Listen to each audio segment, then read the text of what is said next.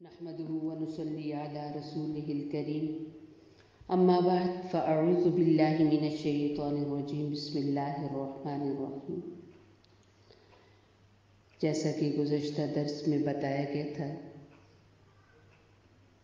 کہ اللہ کے پاک پیغمبر علیہ الصلاۃ والسلام کے احادیث سے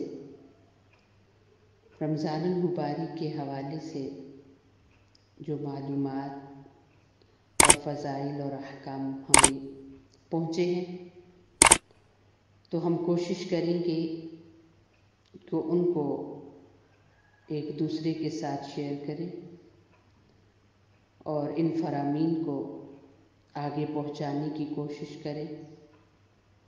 بعض اوقات سیکھنے والا انسان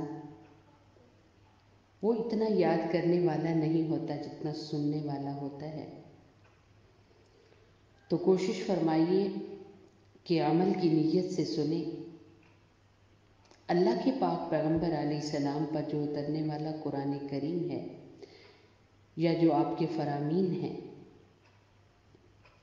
وہ اتنے پر اثر، اتنے زبردست ہیں کہ اس دور کے وہ سخت ترین لوگ جو بتوں کی پرستش کرتے تھے، وہ سخت ترین لوگ جو اپنے ہاتھوں سے اپنی بیٹیوں کو زندہ دفن کرتے تھے، ان کی زندگیوں میں ایسا انقلاب آیا، وہ ایسے بدلے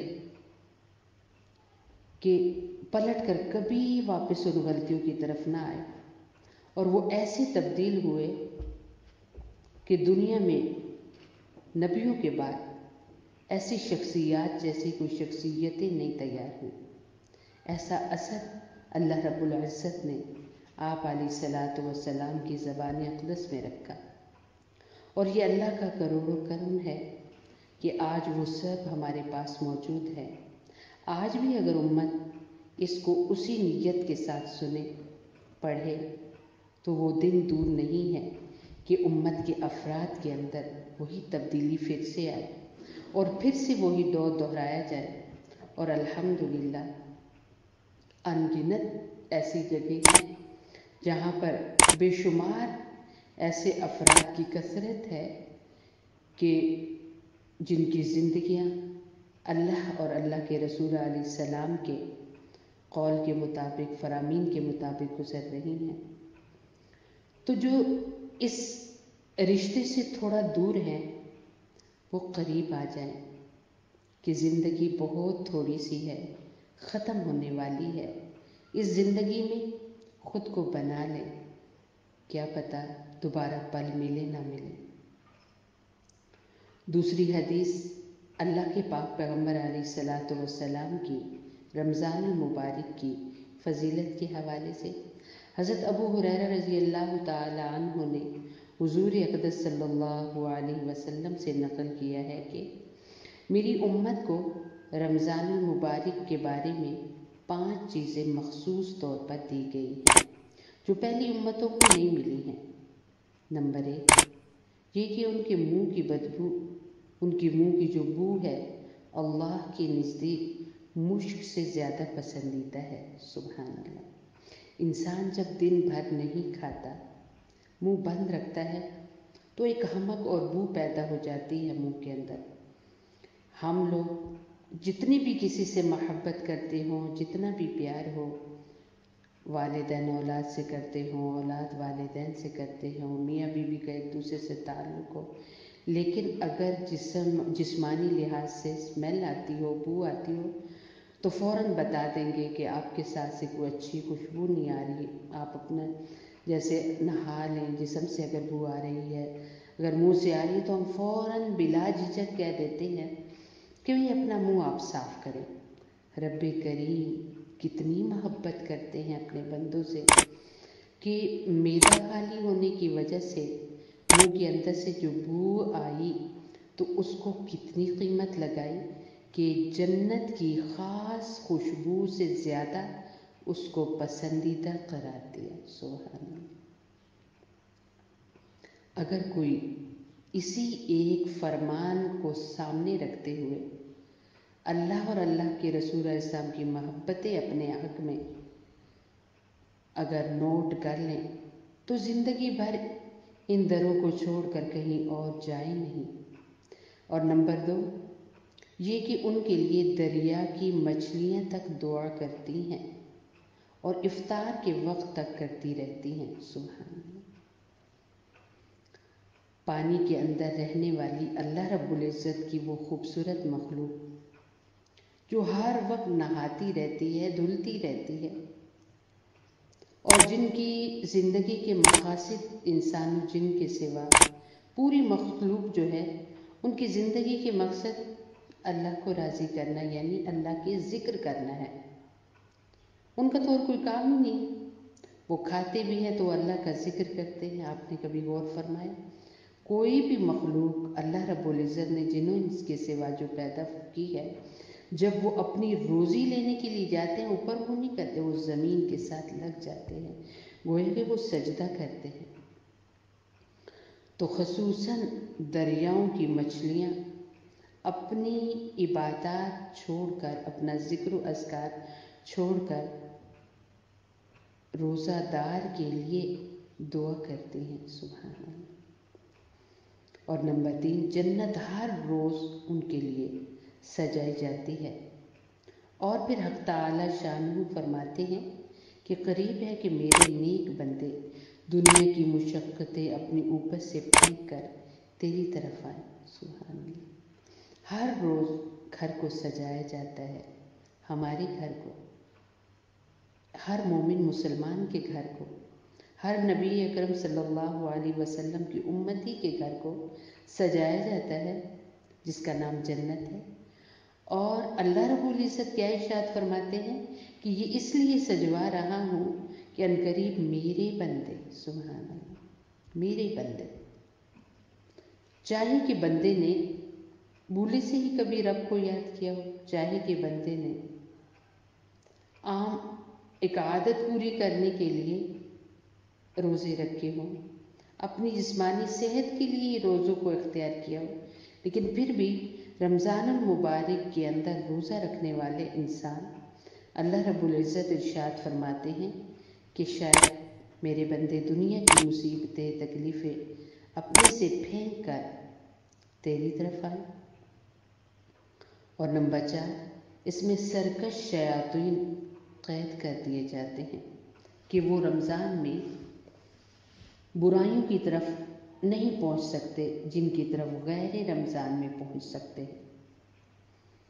اللہ رب العزت نے ہر انسان کو دنیا میں جو بھیجا تو چونکہ ساتھ ہی شیطان بھی آ گیا تھا، اور شیطان نے یہ وعدہ بھی کیا تھا کہ میں آپ کے بندوں کی راہ میں بیٹھوں گا، تو اللہ رب العزت نے فرمایا کہ میرے بندوں تک تیری رسائی نہیں۔ اور اتنا بابرکت مہینہ جب اللہ رب العزت عطا فرماتے ہیں تو اس میں شیاطین کو قید کر دیتے ہیں تاکہ انسان کو وہ کسی گناہ کی طرف مائل نہ کر سکے، لے جا نہ سکے۔ تو انسان، شیاطین بالکل پاس نہیں ہوتے، اور انسان اس مہینے میں خوب سے خوب تر عبادت کرتا ہے۔ اور پھر غور فرمائیں کہ کبھی ایسے بھی ہوتا ہے کہ اس مہینے میں بھی گناہوں کی اکثر جگہوں پر کثرت ہو جاتی ہے، تو اس کی کیا وجہ ہے؟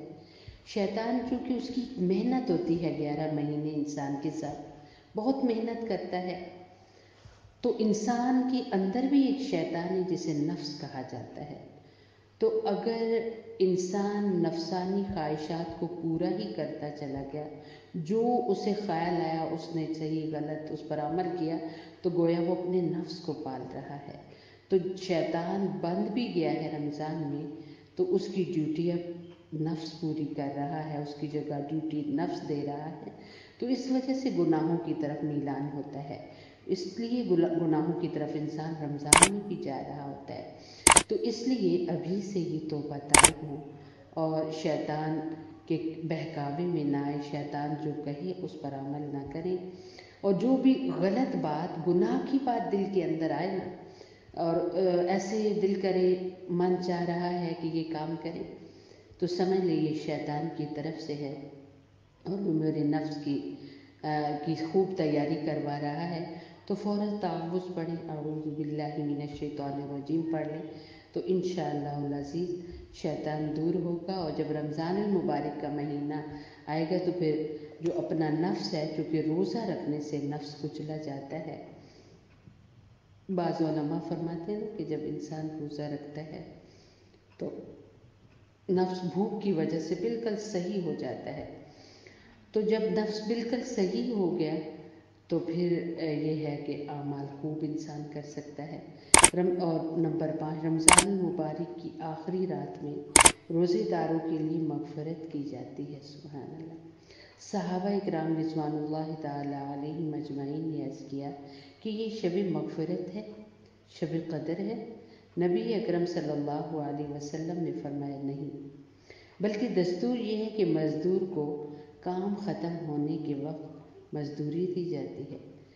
لوگوں نے اعمال کیے، امت محمد صلی اللہ علیہ وسلم نے کمائی کی ہے رمضان المبارک میں، تو آخری جب شب آتی ہے تو اللہ رب العزت نے اس کو مغفرت کی رات کہا ہے، شب قدر کی رات کہا ہے، کیونکہ اس رات کے اندر کام کرنے والوں کو ان کے کام کی مزدوری ملے گی۔ تو جیسے انسان چاہتا ہے کہ مجھے مزدوری ملے ویسے ہی کام کرے، اور پھر مزدوری دینے والا کوئی اور نہیں ہے، رب کائنات ہے۔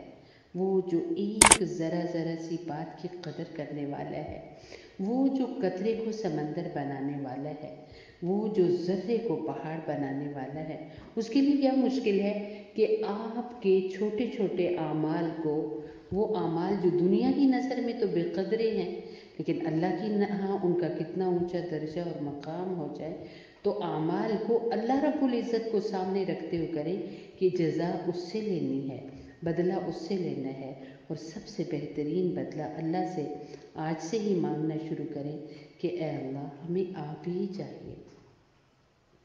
اے اللہ ہمیں جب آخری دن فیصلہ ہو کہ فلاں کو اتنا انعام ملے گا، فلاں کو اتنا انعام ملے گا، تو مجھے صرف اے اللہ تو چاہیے۔ وہ تھا نا ہارون الرشید نے ایک بار خوشی میں آ کر اعلان کر دیا تھا کہ جس کا جو دل چاہتا ہے وہ مانگ لے۔ تو کسی نے وزارت مانگی، کسی نے کچھ مانگا، کسی نے کسی علاقے کی حکومت مانگی، تو جس کے دل میں جو امنگ تھی اس نے مانگی۔ تو ایک لڑکی تھی، ایک باندی تھی جو کہ پنکھا لگا رہی تھی، ہوا لگا رہی تھی ہارون الرشید بادشاہ کو۔ تو ہارون الرشید اس کی طرف متوجہ ہوئے کہ ہر کوئی مانگ رہا ہے، آپ بھی مانگیے، آپ کو بھی ملے گا۔ تو اس نے ہارون الرشید کے کندھے پہ ہاتھ رکھا اور کہنے لگی مجھے آپ چاہیے۔ سارے لوگ حیران ہو گئے، یہ کیسی مانگ ہے، یہ کیسی طلب ہے کہ بادشاہ کو مانگ لیا۔ تو کہنے لگی کہ جس کو جو چاہیے تھا اس نے وہ مانگا، مجھے بادشاہ چاہیے، میں نے بادشاہ کو مانگ لیا۔ اور پھر اس نے اس کی تشریح کی کہ دیکھو، جس کے پاس جس کا جو دل میں آیا اس نے مانگا تو وہ ایک ہی چیز اسے ملی نا، دوسری تو نہ مل سکی۔ میں نے بادشاہ کو مانگا ہے تو جو کچھ بادشاہ کا ہوگا وہ میرا ہے۔ تو دیکھیے، ہمیں اللہ رب العزت سے اللہ کو مانگنا ہے، اور جب اللہ رب العزت مل گئے تو ان کے نبی علیہ السلام بھی ہمارے صحابہ بھی ہمارے شہداء بھی ہمارے صدیقین بھی ہمارے، صالحین بھی ہمارے، جنت بھی ہماری، سب کچھ ہمارا۔ تو اللہ رب العزت کی ذات سے اللہ رب العزت کو مانگنا ہے۔ اس مہینے میں، یہ جو رمضان المبارک کا مہینہ اللہ نے نصیب فرمایا ہے، اس میں ہم نے اللہ کو مانگنا ہے۔ تو اللہ رب العزت سے دعا ہے کہ اللہ رب العزت ہمیں اس مہینے میں خوب کمائی کرنے کی توفیق عطا فرمائے، اور ہم ایسی کمائی کریں کہ جب ہماری آخری رات میں مزدوری لینے کا وقت آئے تو مزدوری میں ہم اللہ کو مانگیں اور اللہ ہمیں مل جائے۔ والسلام علیکم ورحمۃ اللہ وبرکاتہ۔ اللہم اغفر لی امت محمد صلی اللہ علیہ وسلم، اللہم ارحم لی امت محمد صلی اللہ علیہ وسلم، اللهم اصلح لأمة محمد صلى الله عليه وسلم. سبحان ربك رب العزة عما يصفون وسلام على المرسلين والحمد لله.